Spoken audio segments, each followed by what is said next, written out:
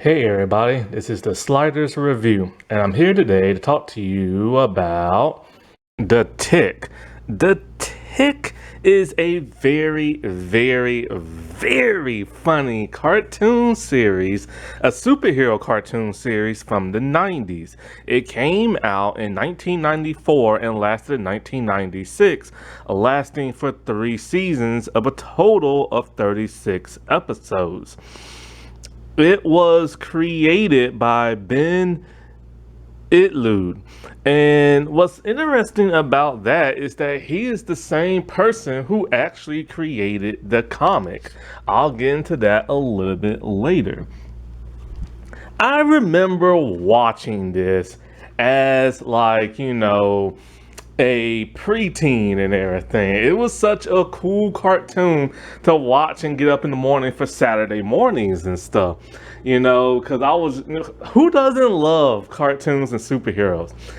And it was back in the good old days when you had to wake up early in the morning to watch all the cartoons and stuff like that. And, it was those good special days, man. Like, oh God, I missed that so much. It was back before the days of streaming. You had to watch every episode because if you missed out, then that's it. You just missed out. And it aired on Fox Kids. And back then, Fox Kids was the go-to cartoon network channel for little kids back then. It is literally the equivalent of like Cartoon Network or and stuff like that, but it was only during certain periods of time during a certain block because they had other adult programs during the day and night. And I consider this to be a cult classic. The Tick is still considered one of the 100 greatest superheroes of all time. He is so different and unique because he is that of a parody of actual superhero comics, Marvel, DC, and other stuff. But the cartoon show went a little further than that, parodying that of Charlie's Angels and other stuff. It's really fun to watch this show and try to guess which superhero or which villain that the character is based off of. Some are pretty obvious, but then there are others who is kind of I just don't know. You know what I'm saying? But the thing that's so interesting about the Tick is other than its satirical roots and everything. Honestly, it's kind of one of those things where it's kind of it's hard to replicate. I've never really seen another cartoon series that is quite like it. There was the Justice League Friends from that Dexter's Laboratory short and everything. That's probably the closest thing I can think of. But there's no denying you just can't truly 100% replicate the Tick. He stands for everything, and I mean everything. What superheroes believe in. He reminds me closer to Superman with the whole what is Superman? What's that phrase? Truth, justice, and the American way. He's an upbeat, jolly kind of person. Now they had to change some things from the comic because the comic can get a little adult. You know what I'm saying? So they had to take out all the innuendos and the reference of how the Tick became a superhero and everything because it just wouldn't fly for a kid's cartoon. But the craziest thing about this cartoon series is that, okay, so during this first season, right, it couldn't match the heights of Teenage Mutant Ninja Turtles back in the 80s and 90s. That was the most dominant cartoon of all time until Power Rangers came around. But what's so crazy about that is that the dude who voices Michelangelo was the voice of the Tick, and you could not tell. It was completely different. And what's even funnier is that the voice of Raphael was also the voice of Arthur from season 2 and 3. And so even though like it was like a hit for like kids, it wasn't that big of a hit. And so the merchandise kind of like suffered because of that. But then the craziest thing happened. Even though this is supposed to be for kids, adults were actually watching this more. That's like nuts. So adults will literally get up early in the morning to wake up with their kids and watch a satirical like superhero parody cartoon. That led the executives at Fox to be all like, we smell money. So after it was canceled in like 96 and stuff, they quickly started brainstorming a live action like sitcom version of it, which later aired at like night, the following like, years and stuff. I'll get into that a little bit later as well. Because what's interesting about the Tick is that he's only had one animation like series, but he's had two completely different live action series. One that was a sitcom that aired on Fox, and then another one at Amazon Prime that was an actual like superhero dramedy like comedy and stuff. But the two live action shows did not last very long. But like I said before, I'll get into that a little bit later.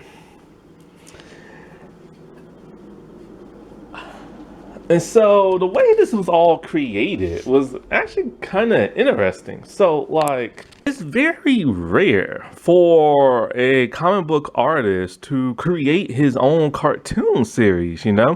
But that's what happened. Ben Itlu, when he was in college and stuff, in like '86, he used to go to this one comic book store in Boston called the New England. But I don't know exactly where it was at, but it was in Boston.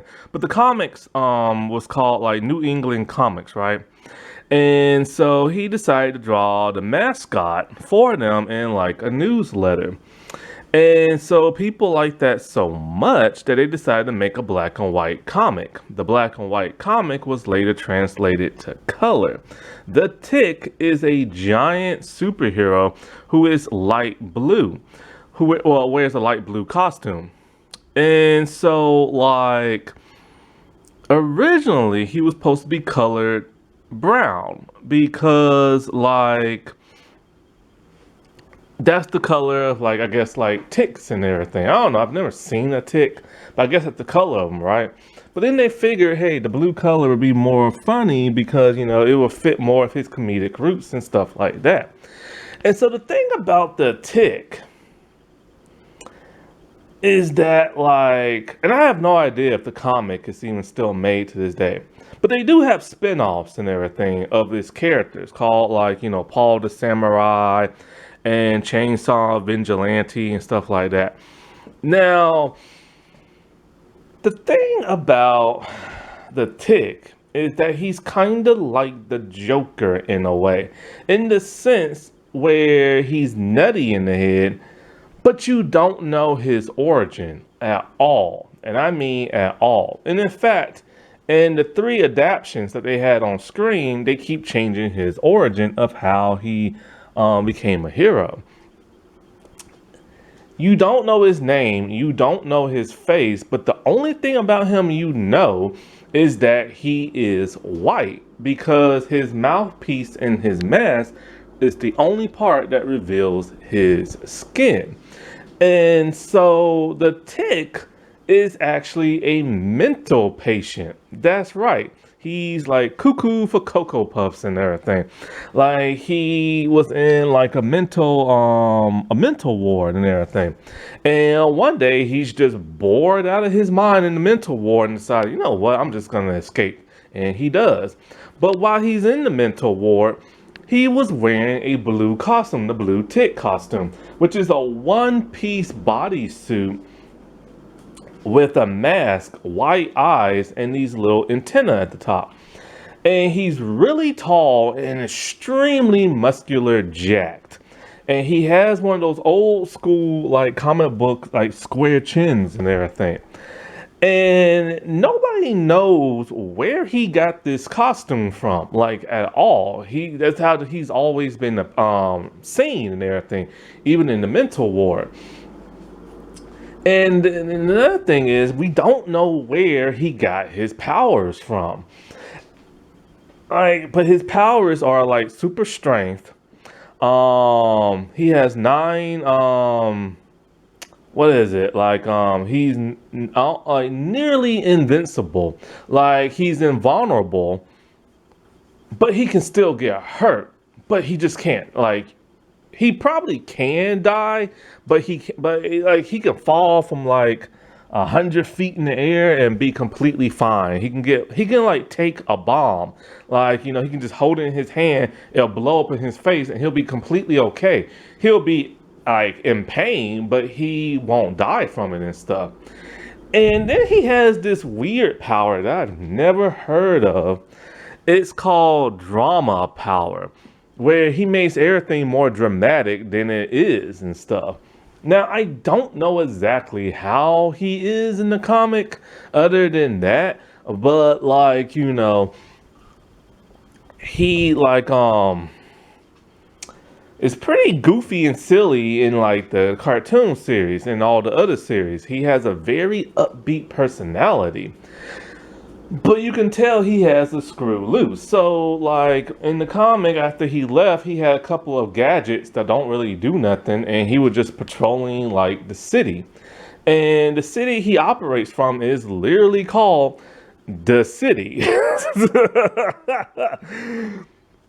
know what this actually reminds me of? Darkwing Duck. That's what that reminds me of a little bit. Have you ever watched Darkwing Duck on Disney Plus or Disney Channel or back in the day when they used to watch it or whatever?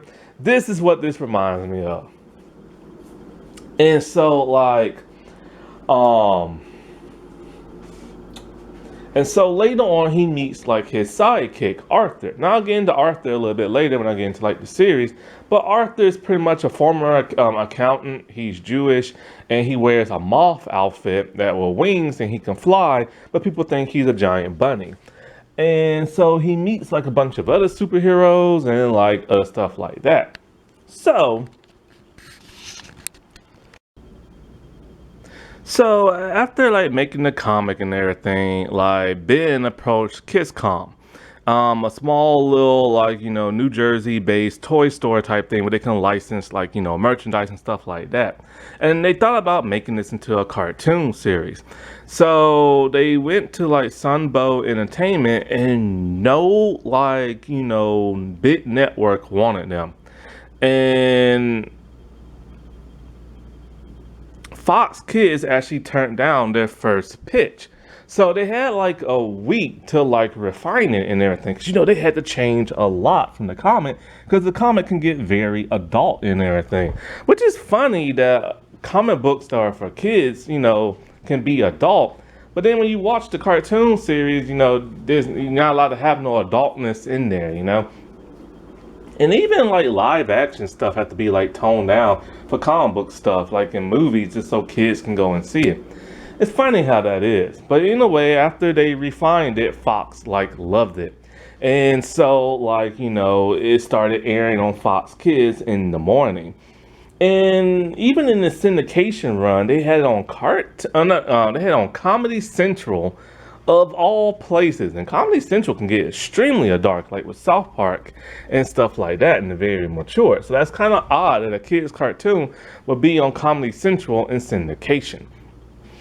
And so like with Fox Kids owning the rights, it's kind of at that time, it's kind of unclear exactly who owns the rights right now.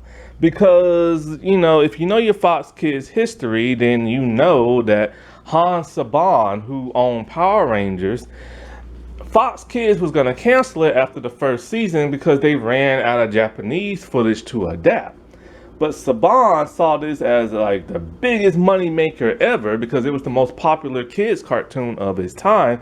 So he bought out Fox Kids and later renamed it Saban Fox Kids, and for that Saban Entertainment. But when ratings started to decline for Power Rangers, he decided to sell it in 2001 to Disney.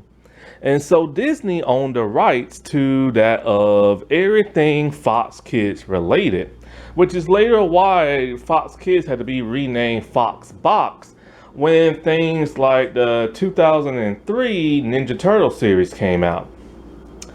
Just think, like at one point Disney could have owned Ninja Turtles and not Nickelodeon, and who knows if we would have got like a DVD, but it took so long for like Nickelodeon to finally put that out. Anyway, so Disney owned everything Fox Kids, but the only thing they was concerned with was Power Rangers until around 2009 when they tried their best to ruin the series and cancel it. And so they didn't do anything with all the other properties. By this time, there was a lot of WB type series on Fox Kids, and when the WB decided to create their own like kids block, they decided to yank all their properties back. That includes Tiny Toons and the Maniacs.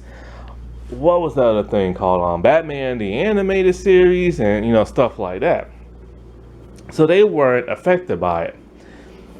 But everything that wasn't Power Rangers just sat in limbo. So they would show reruns on like Toon Disney and their Disney blocks, and like maybe ABC Family probably and stuff like that, but just reruns and stuff, right?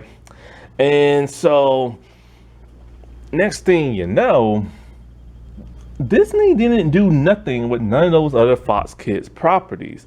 They did release it on DVD, and you can actually still buy it on DVD today.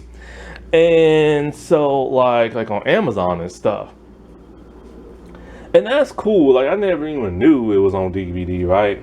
So, of course, when you have a property and you don't do nothing with it, you tend to lose the rights. But then Saban decided to buy back Power Rangers around 2009 or so, or 2010, but he only bought back his Japanese Toku Sentai rights and everything. So he had everything Power Rangers, Metal Hero, Kamen Rider, stuff like that, but he didn't want the rest of his other properties.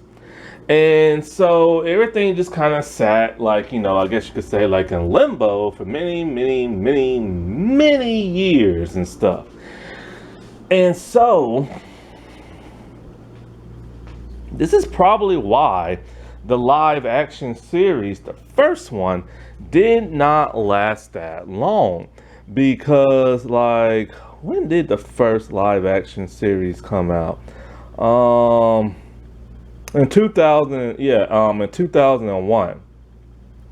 And the live action series is also like, on DVD as well. But yeah, like in 2001, that's probably why the show like got canceled.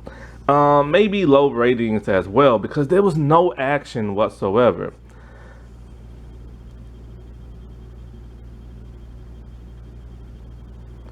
And so, like I said before, I'll get into that a little bit later. And so, for the longest time, they didn't do nothing with it, but other than reruns. So, in 2016, Amazon decided to buy, I guess, the rights from it. And that's when they had the Tick live action, the second one, on their platform and stuff. But, like I said before, it didn't last that long. And I think it only lasted for like 2 seasons, and that's it. So people have been like, it's still huge as it is today. People still want something from the Tick. They want merch. They want a new series. some type of movie, but so far nothing, you know what I'm saying? So with the first live action series, it was in 2001. And Columbia TriStar Television is the one who produced it. And how can I say his name? Enlund, he, also executive produced it and stuff. And so the Tick was played by Mark Warburton, and he was great as the Tick. Like, he acted a little bit like the Tick, he sounded a little bit like the Tick, and David Burke played Arthur. And the costume for Patrick's Tick looked spot on from that of the cartoon series, except it was dark blue and not light, but his mask showed his entire face, the front of it, and that's about it. I wish they would have just covered his eyes up. I'm not sure why, but they didn't. They said he had to be vacuumed into the suit, and he could barely move in that suit, which is probably why it wasn't an action series. And that's my biggest gripe when it came to that show, is that there was never no action. The only time I ever saw action is when Captain Liberty punched somebody in the face, and that was about it. Other than that, it was just more of a parody than a parody of the cartoon from the comic and everything. And I watched it only twice, like first when it first came on, then later on streaming, because it's still on streaming to the day. And it just bugs me how it was never an action series. Yeah, there were super villains and yeah, stuff would happen, but it was never in a tradition of the cartoon series. Now, because Fox Kids, or Disney at that time, no, it was Fox. No, wait, it was I don't know. It was legal issues because it was the original characters, his allies and villains and stuff was created by Fox Kids, and so they couldn't use the rights for it, so they had to create characters that was similar. So like the Flater Mouse couldn't be in there, but instead they had Batman Well, played by Nestor Carbonell.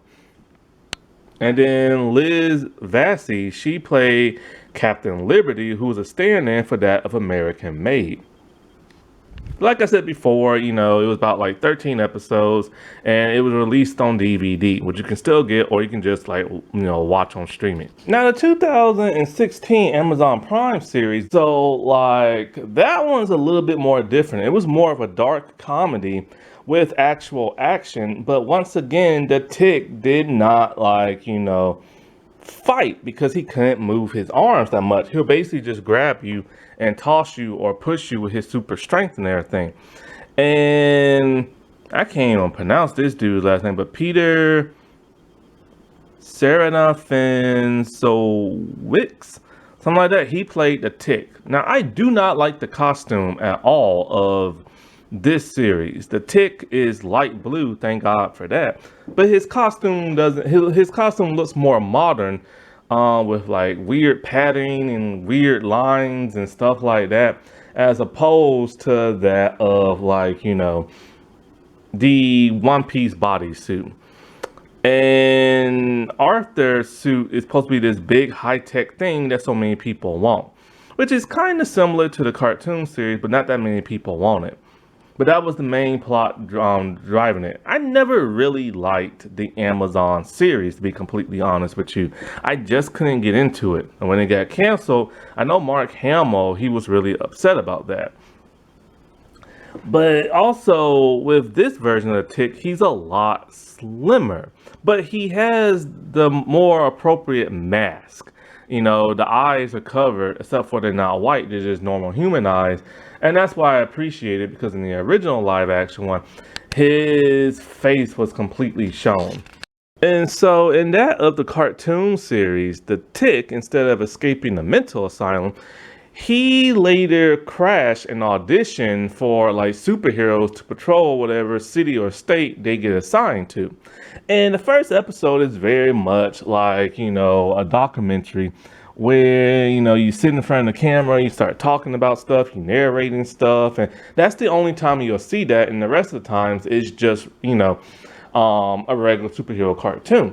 He meets Arthur and everything, and he becomes like best friends with him. And the thing about the Tick, in every version, whether it's comics or live action, he is obsessed with Arthur. He thinks he's like his best friend and he'll do anything for Arthur. And if Arthur's ever missing or kidnapped, the Tick literally has a nervous breakdown. Like he feels like he can't function without Arthur and he just goes cuckoo in the head. And it's never explained in like the cartoons or live action as to why he's so obsessed with Arthur, but we know, and why he goes crazy for him, but we know in the comic it's because he's mental in the head.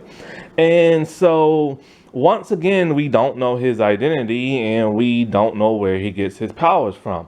But like their base of operation is Arthur's apartment, which the Tick sleeps on the couch. And so the Tick has a very light-hearted sounding voice, voiced by that of Townsend Coleman, who of course is the voice of Michelangelo from the 80s like Ninja Turtle series. And he's this big, lovable guy who is like, he talks like an old school superhero, saying the word chum and everything like that. And like, he's always giving an inspirational speech at the end of like every episode. He is very strong, and in the first season was a bit more action packed. You actually see him throwing around like villains or punching them and stuff like that. But by like the second and the third season, that kind of like he just mostly just tackles them or toss them around and stuff like that. He is super strong. Like I say, he can withstand like a bomb and everything. But he's so dense in the head that like he seems like an incapable hero. Like he seems too dumb to function. But whenever a crime happens, I don't know, it's like it's weird. He's dumb, but he can snap out of it and want to like save people. His whole thing is he loves being a hero. He thinks being a hero is the greatest thing, and he will do anything to save people and stuff. He never backs down from a fight, and he's always like, running alongside rooftops and jumping on them, but he's always crashing into the top of the buildings. And stuff like that because he's so strong. So it's kind of like the Hulk when he crashes down on something and jumps in the air. And so like he has a group of like superhero friends. Now there is a form of a trinity in here, kind of like DC Comics, and I'll get into that a little bit later. And so the Tick, it's so funny because it's kind of like one of the best things about him is when he's quoting like superhero type phrases, when he's fighting people, or he's trying to give those inspirational speeches, because you just can't help but to love this dude. Like he is your classic superhero. And there's so many goofy episodes. Like there's an episode, like the first one, as a villain named like the Chair. And so like he wants to like carve the word chair in like the moon, and they get foiled and everything, and then half the moon is like missing from like the laser gun, and the chair literally has a head of a chair but a human body. And there are other villains that he fights. There's a little kid with like a big brain, and he's always trying to like take over.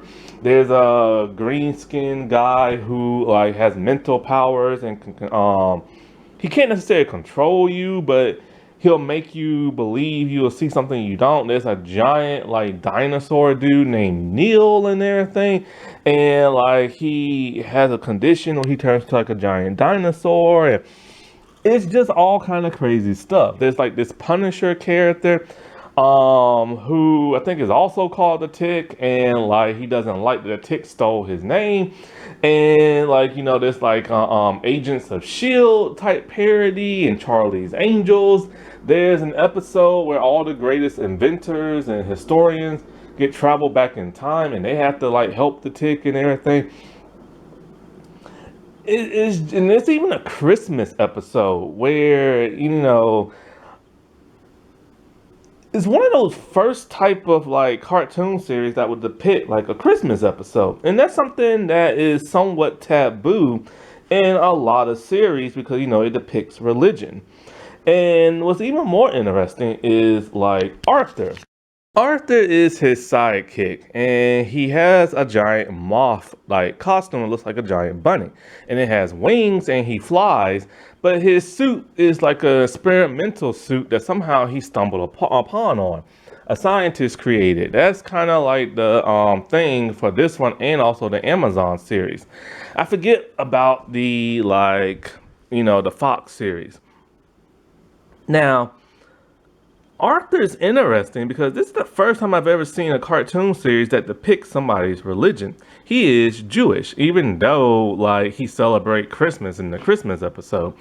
And so like Arthur, in season 1, he was voiced by Mickey Dolenz from the Monkees and everything. But he left after the first season because like he does a lot of voice work, he directs stuff, he produces stuff, and so he was always busy. So Ron Paulson, very famous voice actor, he voices Arthur afterwards in season 2 and 3, and Rob is the voice of Raphael from the 80s Ninja Turtle series and Donatello from the 2012 series. And Arthur is your traditional sidekick. He's nice. He's somewhat intelligent in everything. Like he's more reasonable in an intelligent kind of way. He's super nice, but he will snap at you, especially in seasons 2 and 3. And that's probably because of Rob and his voice when he snaps at you is so iconic. And but the thing is, he's a pushover. Like he's way too friendly. Like he literally lets the Tick live with him and everything rent free. And like, oh, that's one thing I forgot to mention about the Tick. There's like a mustache episode that's really odd. So like the government created like this super mustache, and Arthur literally tells the Tick when the Tick gets that mustache that like in all the 2 years he's known him, he's never had facial hair and never had to shave. So it does make you wonder who or what the heck is the Tick. And so with Arthur, his superhero name is literally that of his name, Arthur. He doesn't even try to change it. Now we don't know what he looks like underneath the moth outfit, but he has a sister named Dot. And what's crazy about that is that somebody in the comment section on YouTube literally said that like, what is it? Okay, so Rob voices Arthur, and Rob was Yakko on Animaniacs. Then there's the sea urchin voiced by Jess Harnell, and he was Wacko on Animaniacs. And Arthur has a sister named Dot. Yakko, Wacko, and Dot. That's too much of a coincidence and everything. And so Arthur cannot fight. He literally has no spine and is always getting his butt kicked, and he's always getting kidnapped. Arthur is the damsel in distress in this series. And so the Tick is always having to rescue him. Now there is one episode where Arthur, there's like a Bane type parody, where this guy has a belt and he gives you muscles and stuff, and Arthur stole it when they had to defeat him and everything and started using it, and the muscles actually make you have like a mean personality. So Arthur literally turns like a villain and everything. He has to fight the Tick because the Tick has to stop him. And it's a funny part because okay, the Tick literally told Arthur when they met, we need catchphrases. And so the Tick's catchphrase is spoon. And so, like, when he's fighting Arthur, he literally screams in his face, "Spoon!" There's even an episode where Arthur's back on Earth and like the Tick is out in space in this Galactus type like episode where he's literally hanging out with this dude who's like Galactus and he eats planets and the Tick is just cleaning his place and dude's constantly eating planets, but then when he's about to eat Earth, Tick ain't having that and everything. Now he has, like I said before, a sister named Dot. And so he has a sister also like in the comics and in both television series. So I like how they kept that continuity from like the comics and stuff, you know. Now he does have a girlfriend named, I think, Carmela or something like that, or no, Carmelita. And Carmelita is like the female version of Arthur because her father is the one who created his outfit and he created a similar one for her. And it makes the Tick so jealous that Arthur has a girlfriend, to where when Arthur's kidnapped and everything, like she tries to help the Tick rescue him and he's all like, "You're no Arthur," and everything. He's all like, "You got curves in all the wrong places." Now, Deflator Mouse is very much a parody of Batman, but in the first episode, he kind of does like a Superman thing where he's wearing like a suit, has a big chin, and he has to change into like a phone booth and everything. But the Deflator Mouse, he's no Batman. He's a coward. He doesn't fight. He's kind of like a fake superhero. He's a womanizer and everything, and he's like really, really cheap. Now, American Made, she was always my favorite. I love her design. Like, she just wears like a Star Spangled Banner type like maid outfit. She's very strong. She flips in the air. She can kick the crap out of you. She'll throw her high heel like Wonder Woman's tiara. She's basically Wonder Woman, a little Captain America and stuff like that, but more Wonder Woman. And so, like, you know, she's always helping out the Tick and fight, and her, Deflator Mouse, and the Tick are basically their version of Trinity from DC Comics. And it's funny how the heroes mostly resemble DC heroes, but the villains are mostly that of Marvel in this show. And there's a really cool scene, my favorite part, where, like, you know, she's flipping in the air, she's wearing a tux, and she just rips it off as she's, like, descending down. Now, Sewer Urchin, he is basically, like, you know, your Aquaman. But it's back when Aquaman was made fun of a lot. So he mostly just hangs down in the sewer. He talks really funny and everything. He has like a little sidekick, and there's not much to him and stuff. There's Four-Legged Man, there's some little cave boy looking thing, and I don't know who this other person is. He's kind of the Human Bullet. Now, the Human Bullet's interesting because he only really shows up in season 1 and doesn't really show up in no other season. And basically, he's always late to the fight because in order for him to travel, he has to hop in this cannon and shoot off like a bullet. And he's kind of like this one dude from Marvel Comics. I forget his name, but he flies in the air and his head is really hard. Cannonball or something like that, I think, from the comics. He's based off him. And so they're like his version of, like, you know, the Justice League. Now, the Tick and his allies, they will always hang out at this diner, and they will just always be there eating food, drinking coffee, talking about superhero stuff. And, you know, there's always like something interesting you'll see because they had no official headquarters and stuff. And the intro is awesome. I love hearing the intro theme with the graphics and stuff. That Daddy, I got that freedom. Like, I just love hearing that song like, over and over. Like, you know, I miss intros in TV shows. I really do.